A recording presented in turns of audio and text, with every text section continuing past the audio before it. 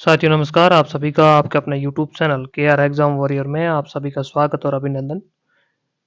साथियों हम लोग पढ़ रहे थे इकोनॉमिक्स में अपन ने 3 टॉपिक देख लिए हैं। आज अपन पढ़ेंगे सतत पोषणीय विकास, यानी धारणीय या पोषणीय विकास भी इसको कहते हैं। और यहाँ से पिछली बार जब एग्ज़ाम हुआ था संस्कृत विभाग का और सामान्य वाला दोनों से, तो दोनों में एक-एक क्वेश्चन आया था, यानी यहाँ से एक क्वेश्चन आने की संभावना रहती है। तो इसको अपन आज देखेंगे। जो भी साथी जुड़े हुए हैं वो इस वीडियो में अंत तक आप ज़रूर बने रहें। यहाँ से आपको 1% मिलने की पूरी संभावना है। और नए साथी जो जुड़ रहे हैं हमारी YouTube channel KR exam warrior को आप सब्सक्राइब कर लें।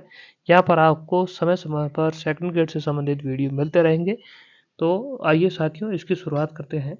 सतत पोषणीय विकास की अगर हम बात करें तो पहले अपन अर्थ को समझेंगे और फिर वैश्विक स्तर पर इसके बारे में क्या प्रयास किए गए इसको अपन समझेंगे।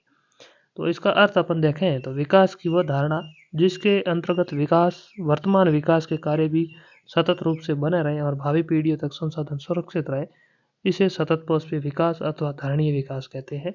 यानी वर्तमान अपन बात करें तो वर्तमान के जो भावी पीढ़ियाँ हैं उसके संसाधनों का विकास किस तरह करें, इसको लेकर जो लक्ष्य जो कार्य किए जाते हैं उसे ही सतत पोषणीय विकास कहते हैं। आगे अपन बात करें इसकी आवश्यकता इसलिए पड़ी कि प्रकृति की संसाधन सर्जन क्षमता सीमित है तथा मनुष्य मानव द्वारा संसाधनों का दोहन अत्यधिक हो रहा है। इस कारण विकास की प्रक्रिया के साथ साथ संसाधनों का युक्ति संगत उपयोग आवश्यक होता है। यानी ये तो परिभाषा है, थोड़ी बहुत आप समझने लायक बात है, यहाँ से प्रश्न आने की संभावना नहीं रहती है। आगे अपन बात करें कि वैश्विक स्तर पर इसके ऊपर क्या प्रयास किए गए, तो इसकी अपन हम बात करते हैं। पहली बार क्लब ऑफ रोम वर्ष 1968 में इटली की राजधानी रोम में विभिन्न देशों के गैर सरकारी संगठन पर्यावरणविदों ने भाग लिया और यहाँ पर पहली बार सतत पोषपी शब्द लाया गया। यानी क्लब ऑफ रोम में पहली बार सतत पोषपी शब्द लाया गया। और इसी सम्मेलन में एरिलो पैकी, अलेक्जेंडर किंग, रॉकफेलर ने क्लब ऑफ रोम का गठन किया और इसका मुख्यालय ज्यूरिख स्विट्जरलैंड में रखा गया। यहाँ से अब तक क्वेश्चन आया नहीं है, लेकिन संभावना बन रही है कि यहाँ से आ सकता है, तो इसका आपको ध्यान में रखना है। क्लब ऑफ रोम स्थापना कब हुई? 1968 में पहली बार सतत पोषपी शब्द इसमें दिया गया और मुख्यालय का है ज्यूरिख स्विट्जरलैंड।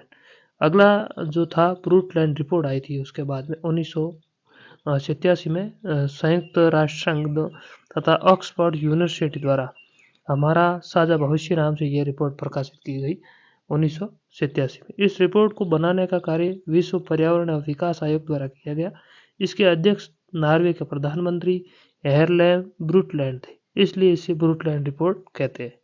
ब्रूटलैंड रिपोर्ट जो 1987 में आई, और इसको इसलिए ब्रूटलैंड रिपोर्ट कहते हैं क्योंकि इसके अध्यक्ष नॉर्वे के प्रधानमंत्री ग्रो हेरलैंड ब्रूटलैंड थे और इस रिपोर्ट में सतत पोषणीयता पर सर्वाधिक बल दिया गया। उसके बाद में प्रयास किया गया फिर एजेंडा 21वीं शताब्दी की एक कार्यसूची जून 1992 में ब्राज़ील के शहर रियो डी जेनेरियो में संयुक्त राष्ट्र द्वारा संयुक्त राष्ट्र पर्यावरण और विकास सम्मेलन 3 से 17 जून 1992 को आयोजित किया गया। इसे रियो सम्मेलन या पृथ्वी सम्मेलन भी कहते हैं और इसमें एजेंडा 21 लाया गया। इस सम्मेलन में सतत पोषपी विकास हेतु एजेंडा 21 लाया गया और 4 भागों में इसमें बांटा गया, जो इस प्रकार थे। सामाजिक और आर्थिक आयाम, विकास के लिए संसाधनों का संरक्षण एवं प्रबंधन, संसाधनों के संरक्षण के लिए गठित समूहों का मजबूतीकरण और लागू करने का माध्यम। एजेंडा 21 की समीक्षा हेतु यूएनओ द्वारा समय समय पर विभिन्न सम्मेलनों के माध्यम से समीक्षा की गई। अब तक हुए सम्मेलन कुछ इस प्रकार है। जो एजेंडा 21 था उसकी समीक्षा के लिए जो सम्मेलन हुए उसकी अपन बात करें तो पहला सम्मेलन हुआ था रियो 5, यानी रियो डी जेनेरियो सम्मेलन हुआ था 1992। उसके बाद जो 5वां सम्मेलन, यानी इसलिए इसको बोलते हैं रियो 5, रियो प्लस 5 1997 में न्यूयॉर्क में हुआ। फिर रियो 10, यानी बोरोनो में 10 आपको ऐड करना है, जोहान्सबर्ग अफ्रीका में। इस सम्मेलन का नाम सतत पोषपी विकास विश्व सम्मेलन दिया गया। इस सम्मेलन में पोषणीय विकास के साथ सहस्त्राब्दी विकास लक्ष्य की समीक्षा की गई। ये थोड़ा महत्वपूर्ण है, ध्यान में रख लेना।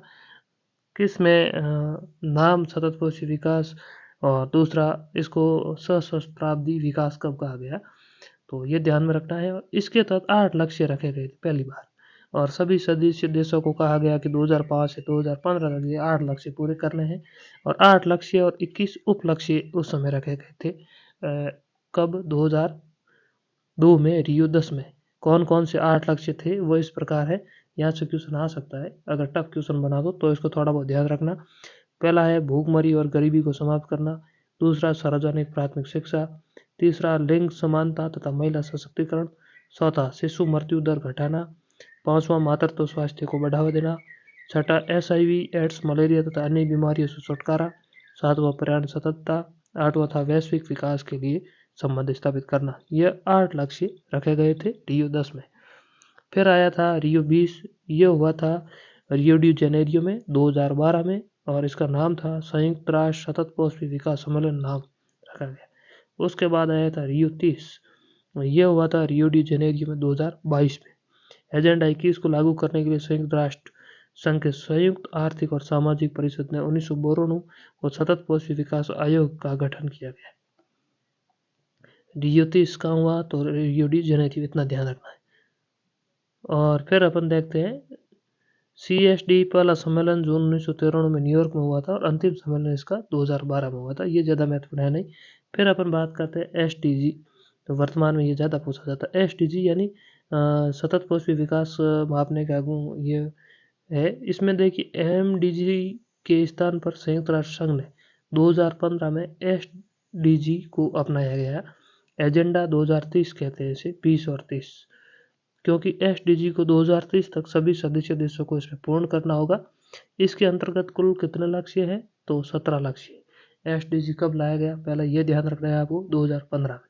ये पूछा गया पिछली बार। और यह कब तक लक्ष्य पूरे करने हैं? तो 2030 तक। दूसरा महत्वपूर्ण बात यह है। तीसरी महत्वपूर्ण बात है, इसमें कितने लक्ष्य थे? तो 17 लक्ष्य थे। और चौथी महत्वपूर्ण बात है, उप लक्ष्य कितने थे? तो 169 इसमें उप लक्ष्य थे। तो यह आपको ध्यान में रखना है, काफ़ी महत्वपूर्ण है यहाँ से। फिर अपन बात करें इसमें सतत पौष्टिक रिपोर्ट 2023 की अपन अब बात करते हैं। तो रिपोर्ट जारी कौन करता है? तो रिपोर्ट जारी करता है सतत विकास समाधान नेटवर्क के द्वारा, और इसका जो मुख्यालय है वो पेरिस, फ्रांस और न्यूयॉर्क, 3 स्थानों पर है। रिपोर्ट का आधार क्या है? ये वार्षिक रिपोर्ट है। प्रकाशन कैम्ब्रिज विश्वविद्यालय के द्वारा। शामिल लक्ष्य कितने? 17। और शामिल देश लगभग 193 है, और यहाँ से कोई ज़्यादा पूछेगा नहीं, लेकिन लगभग 193 है। फिर अपन देखते हैं इसमें टॉप देश कौन थे सतत विकास में। 1 नंबर पे है फिनलैंड, 2 पे स्वीडन, 3 पे डेनमार्क, 4 पे जर्मनी। ये ध्यान में रखना है कि फिनलैंड 1 नंबर पे है, स्वीडन 2 पे, डेनमार्क 3 पर, जर्मनी 4 पे। अंतिम स्थान दक्षिण सूडान का है। भारत की अपन बात करें तो भारत का स्थान 112वां स्थान है इसमें। तो ये थोड़ा सा ध्यान रखना, भारत वाला महत्वपूर्ण है, एक टॉप वाला, जैसे टॉप देशों का पूछा जा सकता है अगर पूछा गया तो। फिर अपन देखें SDG में भारत के राज्यों की बात करें, टॉप पे केरल है और अंतिम स्थान इसका बिहार का है। और राजस्थान की बात करें SDG रिपोर्ट 2023 के अनुसार, तो प्रथम स्थान सीकर का और अंतिम स्थान जैसलमेर का है। तो यह था आज आपके सतत पौष्टिक विकास। तो इसमें आपको क्या क्या ध्यान रखना है, मैं एक बार अंत में आपको और बता देता हूँ। एक तो इसमें आपको ध्यान में रखना है कि सतत पौष्टिक विकास के लिए जो सम्मेलन हुए हैं उसको आपको ध्यान में रखना है। दूसरा, इसमें आपको ध्यान में रखना है SDG में कितने लक्ष्य हैं, कितने उप लक्ष्य हैं, ये ध्यान में रखना है। और इसकी स्थापना कब की गई, कब तक लक्ष्य पूरे करने हैं। फिर 2023 की रिपोर्ट में टॉप देश कौन सा है, अंतिम देश कौन सा है, भारत का स्थान कौन सा है, फिर राजस्थान के टॉप राज्य, और फिर थोड़ा बहुत राजस्थान का ध्यान में रखना है। और अंत में मैं आपको बता दूं, जो 17 लक्ष्य हैं ये आपको याद करने होंगे। यहाँ से क्वेश्चन अब परीक्षा में पूछे जा रहे हैं। तो कौन कौन से हैं ये 17 लक्ष्य, मैं आपको टेलीग्राम ग्रुप में डाल दूंगा, क्योंकि इसमें याद करने सीधी आपको यानी समझाने लायक कुछ है नहीं, सीधा ही याद करना होगा। तो 17 लक्ष्य टेलीग्राम ग्रुप में डाल दूंगा, वहाँ से आपको पढ़ लेना। और अपन बात करें कि यूट्यूब पे भी कम्युनिटी पोस्ट में डाल दूंगा, वहाँ से आप याद करना, या फिर आप कहीं से भी जैसे गूगल वगैरह से डाउनलोड कर सकते हैं, और वहाँ से आप ये 17 लक्ष्य ज़रूर ध्यान रखना। यहाँ से अब क्वेश्चन